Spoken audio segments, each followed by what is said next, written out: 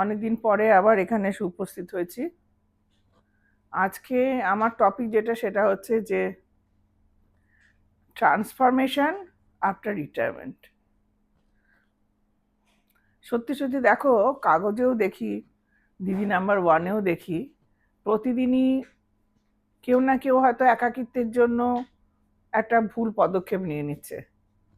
বা দিদি নাম্বার ওয়ানে দেখেছি যে তার লোনলিনেসটা এমন একটা জায়গায় পৌঁছেছে যে বৃদ্ধাশ্রমে যাওয়ার পরেও তার মধ্যে সেই চাপা ক্ষোভ, দুঃখ এগুলো থেকে বেরিয়ে আসতে পারছে না। আসলে রিটায়ারমেন্টের পরে আমরা যে মুহূর্তে রিটায়ার হচ্ছি সেই মুহূর্তে বুঝতে পারছি না, কিন্তু তারপরে আমাদের জীবনে একটা ট্রান্সফরমেশন করতে হবে। আমাদের নিজেকে নিয়ে একটা ভাবার একটা জায়গা করতে হবে। অনেক সময় এরকম মনে হতে পারে যে আর বেঁচে থেকে লাভটা, আমাকে এটা থেকে জানতে গেলে আমাকে জানতে হবে যে আমি কিসের জন্য বাঁচছি, আমি কে, এবং তার জন্য যেটা করতে হবে যে আমার একটা নিজস্ব একটা আইডেন্টিটি তৈরি করতে হবে। আমি কেন, মানে আমার সত্যি সত্যি যেটা জিজ্ঞাসা করছিলাম যে আমার আমার জীবনের মানেটা কি, এটা আমাকে জানতে হবে। জীবনের মানে দেখতে গেলে যেটা মনে হয় সেটা হচ্ছে যে এতদিন যেটা জীবনের মানে ছিল সেটাই যে আমাকে খুব আনন্দের সঙ্গে সুখে আমাকে বাঁচতে হবে। এই সুখে আনন্দে বাঁচাটা যেটা দরকার, সেটা যদি তুমি মনে করো যে সেটা বাইরে থেকে কেউ তোমাকে সেই সুখটা দেবে, তাহলে কিন্তু সেই সুখে বা আনন্দে তুমি কিন্তু বাঁচতে পারবে না। এই সুখ বা আনন্দ যেটা জিনিসটা, সেটা কিন্তু নিজের মধ্যে থেকে তোমাকে বের করতে হবে। মানে তোমাকে নিজের সাবকনসিয়াস মাইন্ডে যেতে হবে, যেখান থেকে তুমি জানতে পারবে যে তোমার কি কি ইন্টারেস্ট ছিল, হয়তো যেটা তুমি চাকরি করার জন্য তুমি এতদিন করে উঠতে পারোনি। বা অনেক সময় এরকম হয় না বাচ্চাদের ক্ষেত্রে, যে পরীক্ষার সময় দেখবে যে খুব ভাবছে যে এইটা পরীক্ষাটা হয়ে যাক, আমি এটা করব। সেই ধরনের জিনিসগুলো যেগুলো তোমার মনে সুপ্ত রয়েছে, হয়তো কারোর মধ্যে গান শেখাটা বন্ধ হয়ে গেছিল, কারোর হয়তো লেখার একটা অভ্যেস আছে কিন্তু সেটা ঠিক মতো করতে পারতো না, কারোর হয়তো গল্প লেখার একটা অভ্যেস আছে বা কবিতা আবৃত্তি করার একটা অভ্যেস ছিল, যেটা একদম পুরো বন্ধ হয়ে গেছে। তো সেটা আমাকে খুঁজে বের করতে হবে। পুরো দিনটাকে একটা রুটিনের মধ্যে ফেলে দিতে হবে, যাতে তুমি পুরো দিনের মধ্যে নিজেকে কখনো একা ভাবার সুযোগ না পাও। যদি একা ভাবার সুযোগ না পাও, যদি ব্যস্ত থাকো সারাদিন, তাহলে কিন্তু দেখা যাবে যে তুমি কিন্তু খুব আনন্দে রয়েছো, তুমি কিন্তু তোমার জীবনটাকে এনজয় করছো। জিনিস আমাদের যেটা হয়, এই সময় কিন্তু যারা রিটায়ার করেছেন তারা খুব অনুভূতিশীল হয়ে যান। হ্যাঁ, খুব সচেতন হয়ে যান। একটুতেই হয়তো মনে হয় যে তাদের আবেগ, অভ্যাস বা প্রতিক্রিয়া সম্বন্ধে তারা কিন্তু খুব মানে অনুভূতি সম্পন্ন হয়ে যান। তো সেটার জন্য আমাদের যেটা করতে হবে যে আমাদের একটুখানি আধ্যাত্মিক চেতনা আমাদের দরকার। আমাদের একটুখানি ঠাকুরের কাছে বসতে হবে।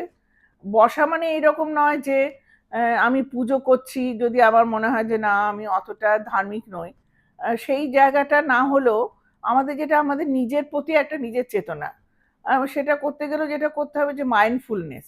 এই ক্ষেত্রে যেটা বলা ভালো সেটা হচ্ছে যে পুরনো কোনো ঘটনা বা পুরনো কোনো ইচ্ছে বা কোনো দুঃখ, এইগুলোকে কিন্তু আমার আবার নতুন করে জাগিয়ে তোলার দরকার নেই। সেটা হচ্ছে যে একদম সেখান থেকে বাইরে বেরিয়ে গিয়ে একটা মাইন্ডফুলনেস, মানে মানে বর্তমানের সময়টাকে, যে সময় তুমি রয়েছে সেই সময়টাকে তোমার আনন্দ করে কাটানো। সেটা হতে পারে যে তুমি সকালবেলাতে উঠছো, একটা চায়ের কাপ নিয়ে হাতে বসেছো, তখন হয়তো তুমি কিছু একটুখানি গান টান শুনলে।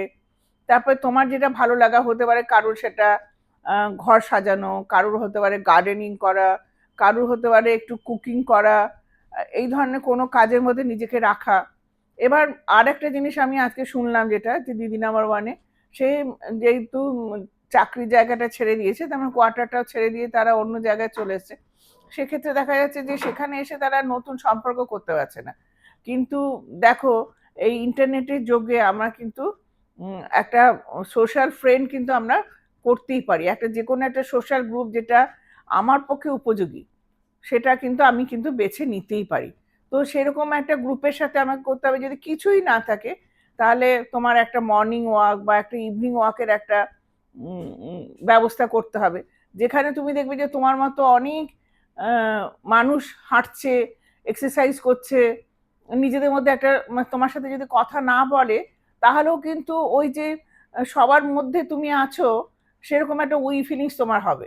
রিসেন্টলি আমিও একটা জায়গায় গল্ফ কিনে গেছিলাম, দেখলাম যে ওখানে আমাদের সব রিটায়ার্ড পার্সনরা একসাথে রয়েছে, কেউ যে খুব একটা কারোর সাথে খুব একটা গল্প করছে এটা নয়, কিন্তু নিজের নিজের মতো এক্সারসাইজ করছে, শান্তভাবে দেখছে, চারদিকটা দিকটা দেখছো, প্রকৃতির সঙ্গে একটা টাচে আসছো। এই যে একটা বোধ, এই বোধটা কিন্তু তোমাকে একটা আনন্দ দেবে। তাহলে যেটা হচ্ছে, নিজের একটা রুটিন থাকবে, তার সাথে একটা একটা নিজের চারপাশে একটা বাউন্ডারি ওয়ালেরও দরকার রয়েছে। এই সময় তোমার যদি মনে হয় যে তুমি ঠিক মতো আগে যে ভালোবাসাটা পাচ্ছ, যে আবেগ অনুভূতিটা তোমার মধ্যে ছিল বা অন্যরা তোমার প্রতি দেখাতো, সেটা কোনো কারণে কোনো জায়গাতে, সেটা বন্ধু মহলে হতে পারে, নিজেদের পরিবার থেকে হতে পারে, নিজেদের আত্মীয় স্বজনের কাছ থেকে হতে পারে, সেক্ষেত্রে কিন্তু তোমার নিজের চারপাশে একটা বাউন্ডারি দিতে হবে যে দেখো, আমাকে কিন্তু তুমি অন্তত অসম্মান করবে না। এবং যদি তাই করতে হয় তাহলে কি করতে হবে না, সেটা তো তুমি তার সাথে এই বয়সে এসে তুমি যদি তার সাথে কথা কাটাকাটি করো বা নিজের তাহলে কিন্তু হবে না। তাহলে অনেক সময় করতে পারো কি, তুমি তোমার অভিব্যক্তিটা জানাতে পারো। আর যদি না হয় তাহলে কি করতে হবে না, তোমার যদি মনে হয় যে তাহলে সেই পরিবেশ থেকে তোমাকে চলে আসতে হবে, তোমাকে একটু চুপ হয়ে যেতে হবে। যেখানে তোমার মনে হচ্ছে যে তুমি ঠিকমতো সম্মান পাবে না, তাহলে সেই জায়গা থেকে তোমাকে সরে আসতে হবে। আর একটা নিজস্ব একটা, যেটু আগে বলছিলাম যেটা, যে একটা নিজস্ব একটা আইডেন্টিটি ডেভেলপ করতে হবে, সেটা নতুন করেই তোমার একটা আইডেন্টিটি তোমাকে ডেভেলপ করতে।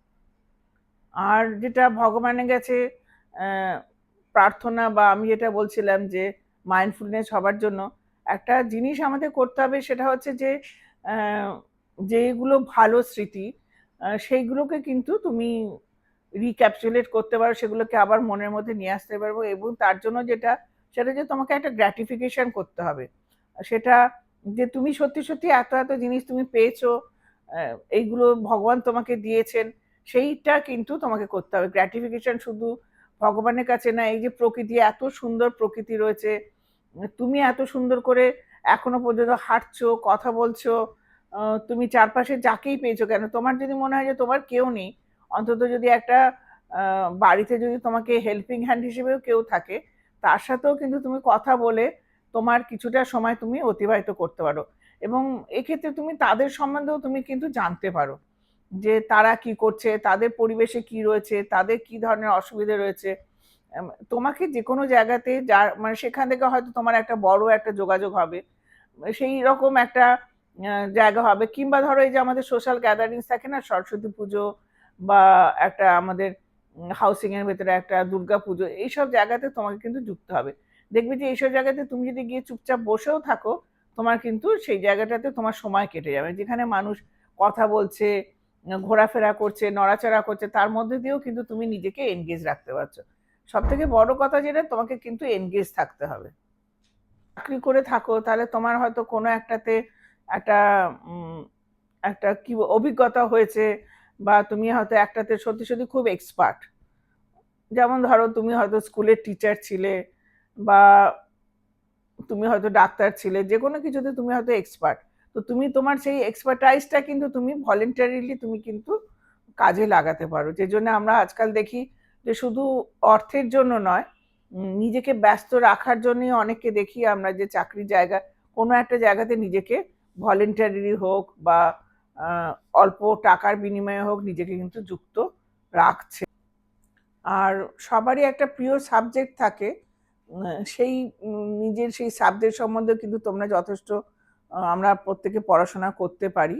এবং সেই চর্চাটার জন্য কিন্তু কোনো বয়সের কিছু মাপকাঠি নেই, তুমি কিন্তু যে কোনো সময় সেই সাবজেক্টটা নিয়ে পড়াশোনা তুমি করতেই পারো।